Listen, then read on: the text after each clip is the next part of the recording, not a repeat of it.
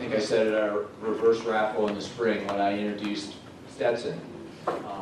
I will honor him by introducing him as retired Sergeant Devin Schei, but I call him Devin because he's the son I never had, because he's young enough to be my son. So please give Devin the floor and welcome him for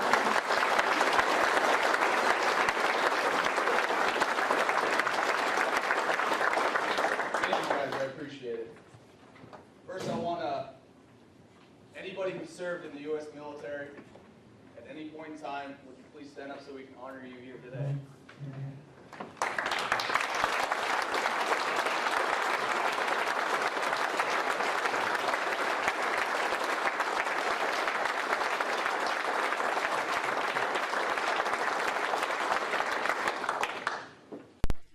Like Mark said, I met Mark a long time ago, 2 years ago, and he really did change my life altogether. He gave me an opportunity of a lifetime and kind of opened up my eyes. I got hired on the Wounded Warrior Project about 4 months ago.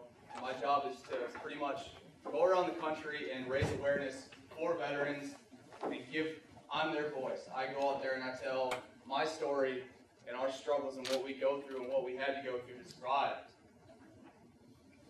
And it was the best opportunity for me. It really did change my life and quite literally save my life. My live day kind of kicks back all the way to 2005. But I'm going to push back a little bit further than that to 2003. Summer of 2003, my brother was in the military and was home on R&R, and he convinced my parents to let us get matching tattoos. Don't know how he did it, but he did it. And it was the proudest day of my life. While we were sitting in the tattoo shop, waiting for our appointment, he looked at me and asked me to make him a promise. And I said, of course. He said, if anything ever happens to me, will you finish what I started? Without hesitation, I said yes again. Didn't think much of it. My brother was everything to me. He was the Incredible Hulk. He was everything. I looked up to my brother. In 2005, October 26th, my life was about to change again. I received a phone call from my mom at 8 a.m., and I didn't answer the phone right away. When I got the message, I could hear the pain in her voice, and I didn't quite know what was going on or what happened. My brother was in the back of my mind. My brother wrote me an email 2 days prior to that. And every time he wrote me an email, I automatically replied right away. I didn't 2 days before that. And at the end of the email, I always put, keep your head up, or keep your gun up and your head down. It's always what I said. When I called my mom back, she said, Eric's been shot. Eric's been shot in the head. We don't know if he's going to survive. I dropped the phone. Why him? Why now? All these thoughts were running through my head. I didn't know what to do. My mom's yelling my name when I pick up the phone. I said, I'll be there in 2 hours. When I got home, I walked through the door. It was devastating. My little sister ran up to me and hugged me and said everything's going to be okay. We battled with the military for a while, trying to figure out where my brother was going to go, if he was even still alive, or why he was even still alive. And it was ongoing, and it was just a waiting game. I finally got orders saying my brother was going to be in Bethesda Regional Hospital in Washington, D.C. We got our plane tickets, and we headed out there. My parents were going to be the first ones to see my brother. My brother was wrapped up in a turban, pretty much, and he had about 3 tubes coming out of his head, pumping out blood. My brother was shot. He was shot right above the right ear and came out the left side, clean through, while he was wearing his helmet. It shattered his skull. He didn't have a skull from above his eyebrows all the way around. There was nothing there. His brain was literally just sloshing back and forth all the time. My parents told me that me and my sister could go and see him. I grabbed my little sister and I picked her up and I walked through the doors. I busted down crying. My brother looked normal, but he wasn't awake. He was in a coma. My little sister picked me up, said not to worry about it, everything's going to be okay. She was 5 years old, and she was telling me this. She was being the strong one in the family. I had to go back to work. I had to go continue doing my thing as an 18-year-old, trying to pretty much make it in the world. My parents had to continue doing their thing. My mom dropped everything. My mom stopped her job, took my little sister, and brought her to Washington, D.C. to take care of my brother 24/7. Was at his bedside every single day, reading him books, talking to him, letting him know what's going on with me and my dad. My little sister was there by his side, reading him books, hugging him, playing with him, doing what she did. I was at home, depressed, sad, upset. Became an alcoholic, drank a lot, started doing drugs, started putting my life in a downward spiral, and I was throwing it all away for nothing. But one morning I decided I've had enough. I woke up every day thinking to myself, finish what he started. Finish this promise that I made my brother. And when I woke up, that's exactly what I wanted to do. I called my mom and apologized for everything that I did. Talked to my dad and apologized to him for what I did. I let my parents kind of get settled into their new house. My brother ended up getting a house built and fully set up for him. My brother was never supposed to wake up from a coma. He was never supposed to breathe on his own again. He was never supposed to eat, speak, move, anything. He was supposed to be pretty much brain dead. My brother proved all the doctors wrong. He started breathing on his own. Almost 2 weeks after he was about to wake up, he started recognizing people right off the bat. He started eating on his own. My mom was feeding him, but he was finally chewing solid food. He was my inspiration. He defeated the odds with everything that was ever thrown at him. He died twice on the table.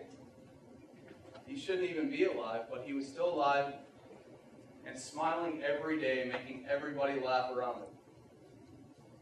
And on September 11th of 2008, I raised my right hand and joined the U.S. military as a combat engineer in the Army. And it was the proudest day, another proud day of my life.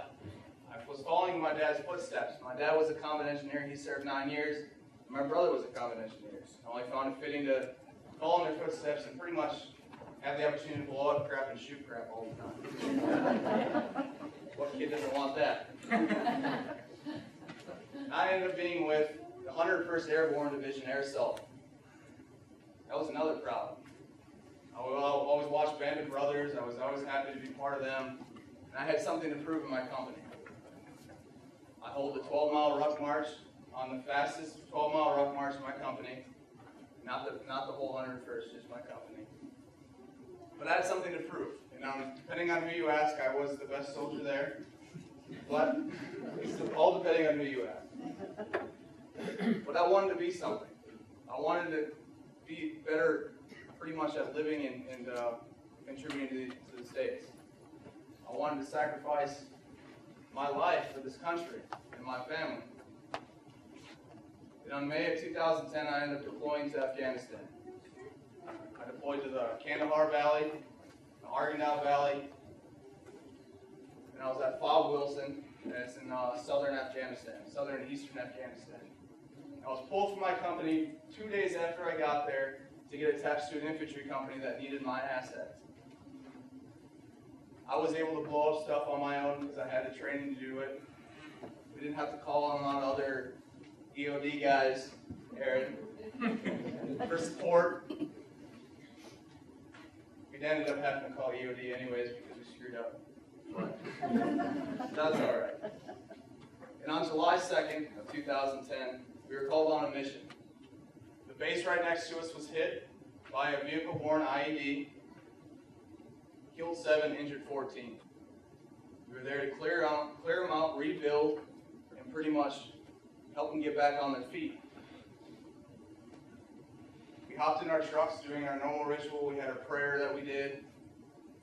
There were certain people that didn't want certain things in their pocket. You had to get white lighters out, or you have deployed to anywhere in the United States. We have a little ritual thing that we have to take certain things out of our pocket before we get into our truck. When I got into that truck, I was sitting next to one of my best friends, Sergeant Wallace. He trained me when I got to 101st, and across from me, there was Sergeant Smith, who was my new team leader at the time. And he was 6'4", country bred, just big old hick. He's the funniest guy you'll ever meet. And across from him, was sitting next to Sergeant Smith, was Sergeant Putman, one of my other good friends. We got in the truck and we got outside the gates. We started traveling down the road. 15 minutes into mission, an IED went off, and it hit the truck ahead of us. Both me and Sergeant Wallace looked at each other simultaneously and said, "Already?" We were going convoy speed. For you who don't know what convoy speed is, it's about -5 miles an hour. It sucks. And as we looked at each other and said that, we looked back, and the first rocket came in. The first rocket came in, and I blacked out. When I woke up, the truck was full of smoke, and it was on fire. The first thought in my head was training. My training that I had to repeat over and over and over again kicked in. It was second nature. I grabbed Sergeant Wallace, and I asked him if he was okay. He said, "No, my leg's gone." And I looked down at my feet, and his leg is literally laying on my feet. And as I look up, the second rocket came in. That rocket hit my calf, went straight through, and hit Sergeant Smith. My training kicked in even more, and I grabbed my tourniquet and started performing first aid on Sergeant Wallace as best as my ability could. I grabbed my gunner's tourniquet and started putting it on myself, and I started tapping Sergeant Smith into what he needed to do. I was freaking out a little bit. I didn't know what was going on or how I was going to survive this. And Sergeant Smith calmed me down along with Sergeant Wallace. And when I finally started getting my shit together, in other words, the third rocket came in. That third rocket came in and struck my calf, or struck my thigh, and went straight through and hit Sergeant Smith again. And in that time, I was thinking a lot of thoughts were going through my head. Most of it was shit. But one stuck out. I'm going to die in this coffin. This is how I'm going to go. Am I going to go out like a coward and sit in my truck, or am I going to get out and do something about it? The next thought that came through my head is, if I make it out of here, my mom's going to kill me. And she probably would. She probably wanted to. And as I was thinking that, the fourth rocket came in. And that fourth rocket came in and struck my back. Didn't go all the way through the truck, but the concussion pushed me across the truck, shattering the plates in my vest and throwing me against Sergeant Smith. We collected ourselves together, and I thought, this is my golden opportunity. It's time to fire back. I grabbed my weapon and I decided I was going to get out of the truck. So I moved Sergeant Wallace off to the side and I grabbed it and I turned the corner and I pretty much turned right back around. I felt a sharp pain in my left shoulder. I took a ricochet bullet to the back of my shoulder. That time I knew, all right, I'm done. I'm out. I didn't see a medic for about 15 minutes.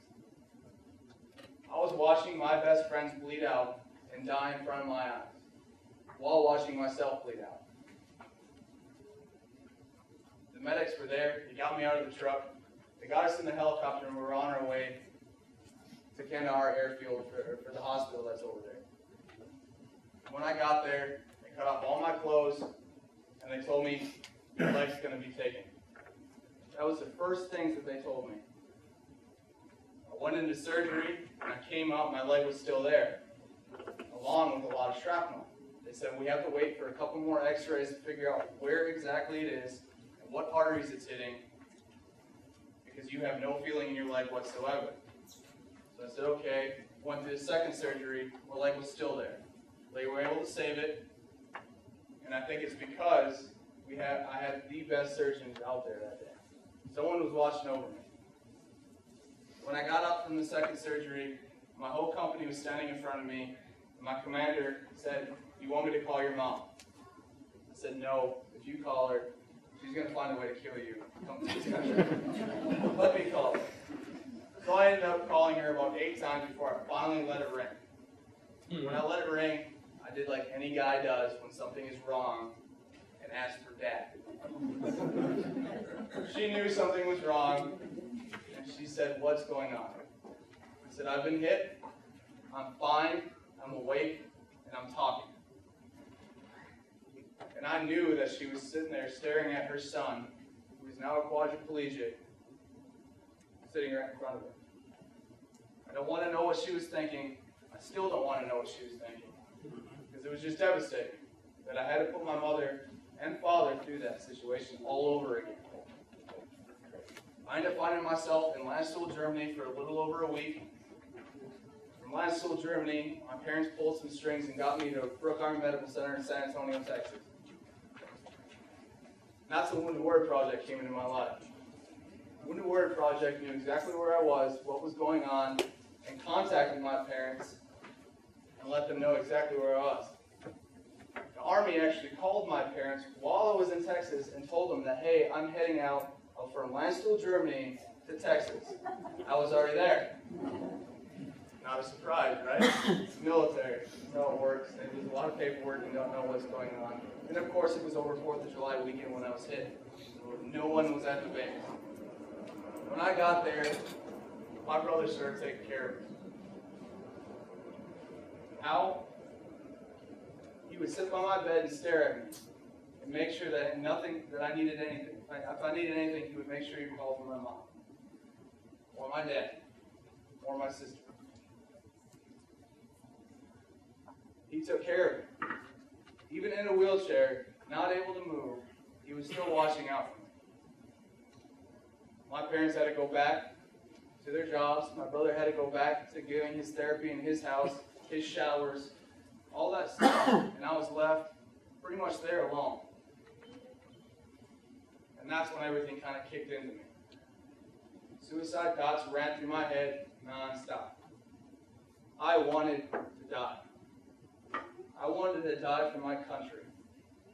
I wanted to serve my brother the right way. My whole military career was dangling in front of my face, and it was snatched out from underneath me. It was taken from me. My injuries weren't the worst,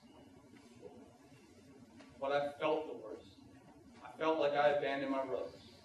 Everybody talks about PTSD being the worst thing during their deployment when they came back and after they were injured. And I completely agree, it was. But the second worst was leaving my brothers and sisters overseas, knowing that they have to cover you. That they're carrying your weight because you're not there. And I felt like it was my fault, that there was more that I could do. I almost succeeded on killing myself on Christmas Eve of that year. And how I did that was I was actually in my sleep. It was so bad that I was dreaming about suicide. I was on 14 different kinds of medication at the time, ranging from going to sleep, staying asleep, to waking up, to not falling asleep during the day, painkillers, blood thinners, to everything. Anything you can think of, I've been on. And in my sleep, I poured out all my meds and started taking handfuls.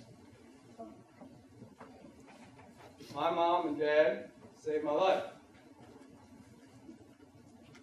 My dad stayed up with me for the rest of the night, making sure that I was still breathing, and that the cops weren't called because he knew that if the cops were called, my military career would have been completely taken away from me altogether. He stayed up for 24 hours watching me. The next morning was Christmas Eve. I don't even remember that whole next day.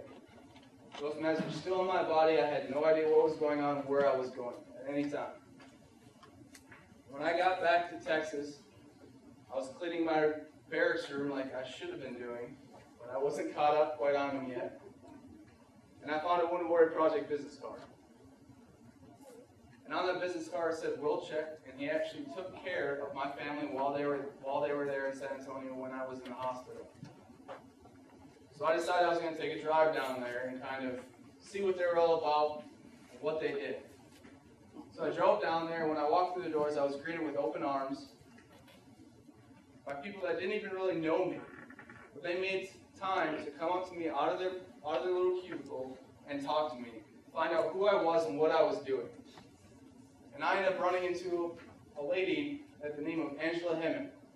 She worked for Soldier Ride. And what Soldier Ride is one of 18 different programs that the Wounded Warrior Project does.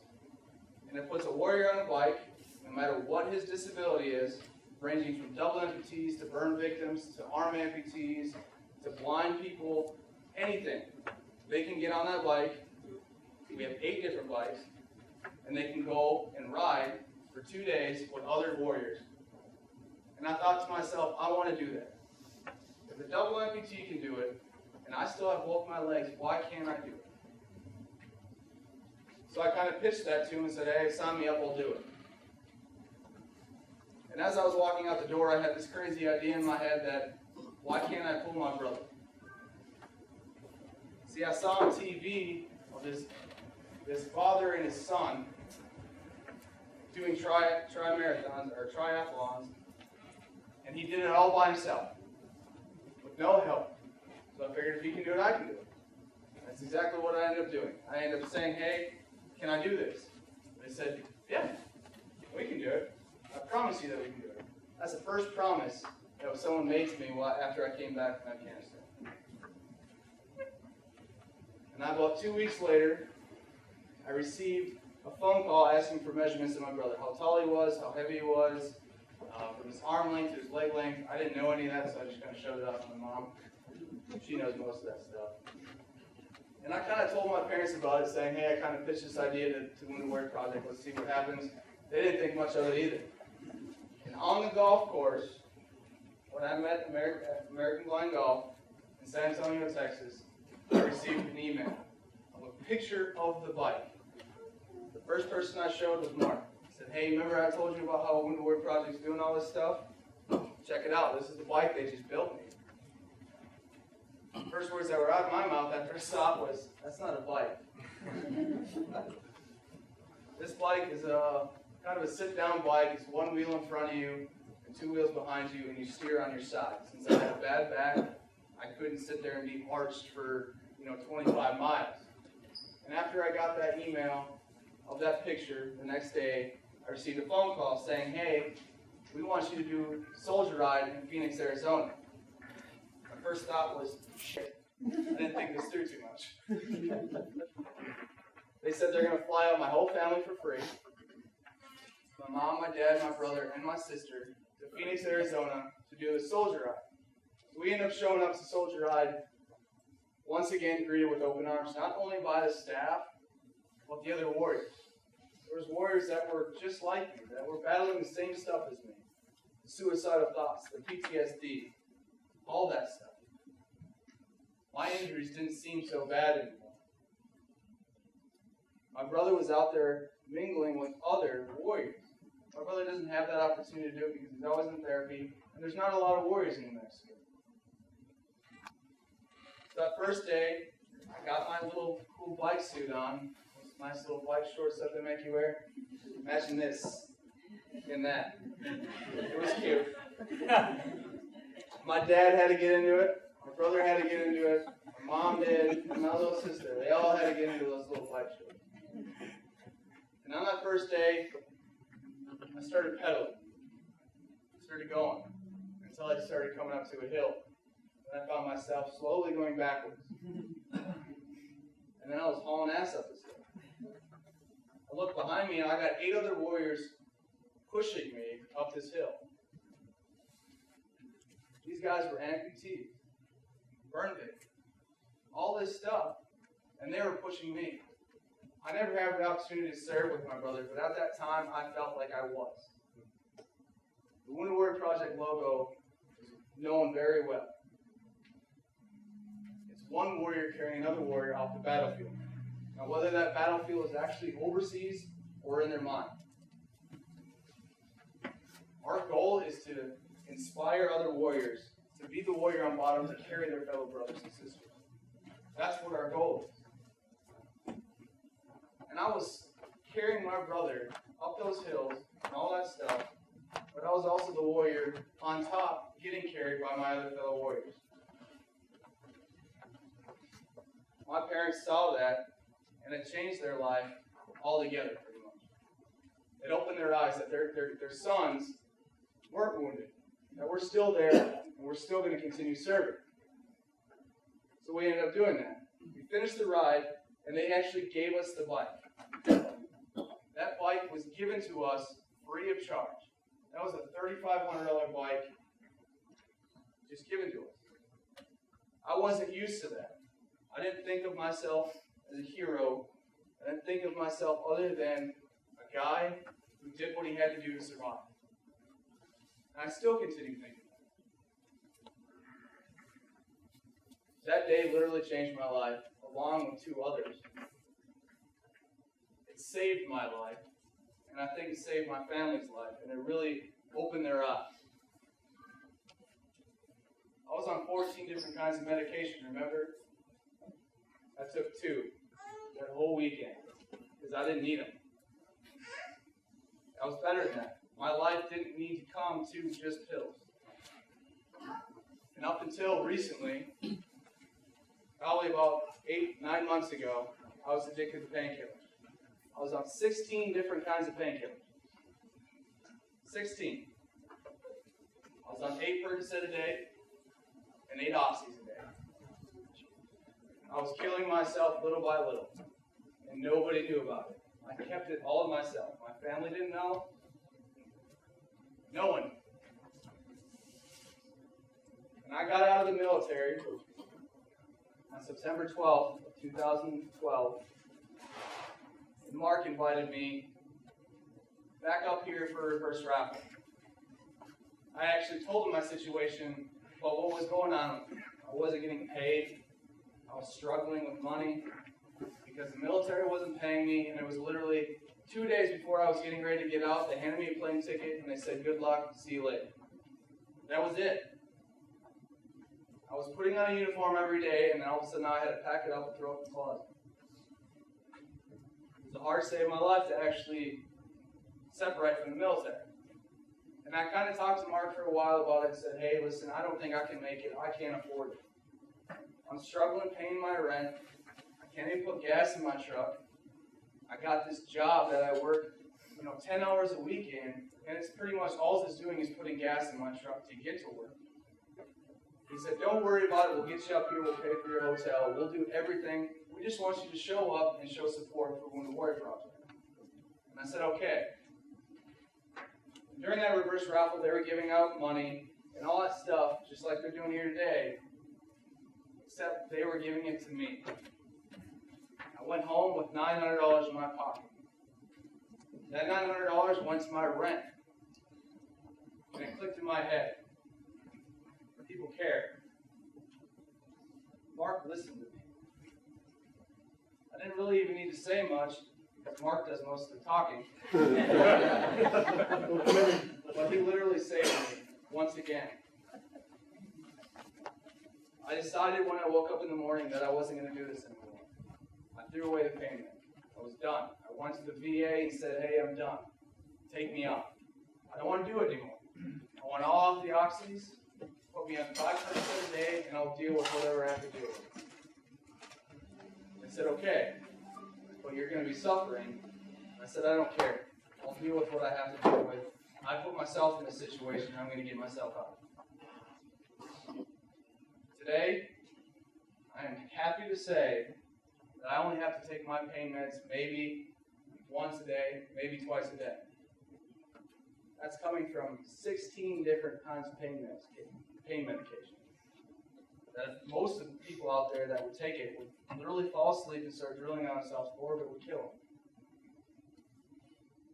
I'm here today because I want to continue serving my country by being the voice for those warriors that can't speak, that don't want to talk about it.